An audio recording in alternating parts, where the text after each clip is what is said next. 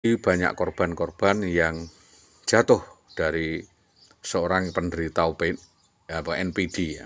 Jadi ada yang penderita NPD yang secara diam-diam telah melakukan serangkaian operasionalnya dan kejahatannya yang menimbulkan kontra di masyarakat, yang menimbulkan kisruh dan gaduh. Bukannya kami, tolong yang tidak paham permasalahannya untuk tidak melakukan justifikasi atau penilaian tertentu. Jikapun mungkin Anda punya kepentingan dengan saya, adalah lebih baik untuk mendatangi rumah saya atau bertemu dengan saya, nomornya tertera, untuk melakukan konsultasi atau duduk bersama, bermediasi dan lain sebagainya, bukan dengan cara-cara yang tidak patut seperti itu. Maka dari ini kami sudah memberikan klarifikasi secara jelas bahwa itu bukan persoalan pribadi. Saya sudah tidak ada persoalan pribadi, ya. Kalau saudara yang bersangkutan itu menyangkut-nyangkut urusan pribadi, tentunya ada proses lainnya, karena itu adalah hate speech atau ujaran kebencian yang mungkin ada peraturan dan aturannya di sana yang akan diproses secara hukum. Kami meminta bahwa secara umum in stadium generale hal itu tidak diperkenankan. Tetapi kalau memang ada hal-hal tertentu yang berkenaan dengan ide atau opini atau pemikiran, tentunya boleh berbeda atau brief and difference, menulis dan menyampaikan apa adanya kepada kami melalui media atau pers atau apapun sebagai kritik sosial. Saya menyampaikan hal ini bukan satu atau dua hal, tetapi beberapa hal yang menyangkut kepribadian, etika, maupun hal lainnya, agar supaya seseorang itu memiliki integritas, ya, kepribadian, dan punya pengendalian diri yang baik, tidak asal antem kromo dan mendiskreditkan pihak lain hanya karena kepentingan pribadi atau tertentu. Kami tentunya berharap agar kita semua ini memahami bahwa di dalam konteks kemasyarakatan itu berbeda dengan konteks pribadi. Kalau konteks pribadi, ibarat kita menyimpan apapun di dalam lemari, kalau kita kunci secara rapat tentunya tidak semua orang tahu.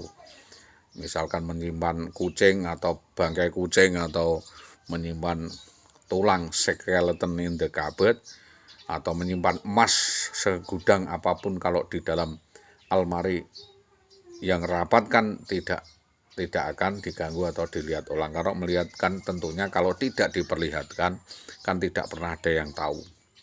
Dan tentunya kita bukan sebagai pedagang atau penjual maupun pembeli. Jadi kalau saya menyampaikan persoalan itu tidak semata-mata ya urusan pribadi. Kembali saya tegaskan, ini bukan urusan pribadi atau kepribadian saya.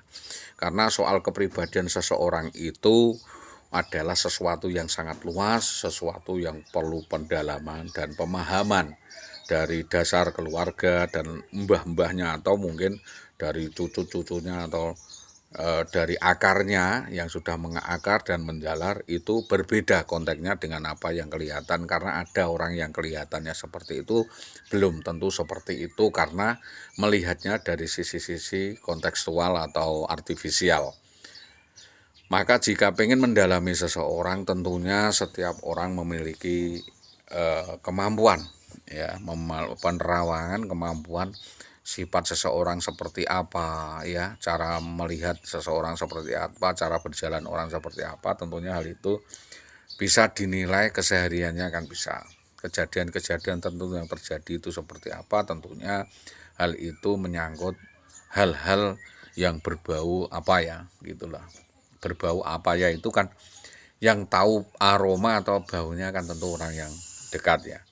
Jadi kalau kita sebagai orang sama-sama dekat, tentunya harusnya maklum, dikonsultasikan, didiskusikan sisi mana ya yang itu melanggar etika, norma, disiplin dan lain sebagainya atau peraturan, mana yang melanggar hukum. Tentunya sebagai orang intelek atau sebagai intelijen atau sebagai apalah pejabat negara atau sebagai pejabat publik lebih tahu hal itu. Dan kita tidak dalam rangka menyesatkan, kita hanya melakukan edukasi kepada masyarakat bahwa ada APH, ada kepolisian, ada Satpol PP yang bisa melakukan ya penertiban terhadap informasi atau berita itu, dan pemberitaan itu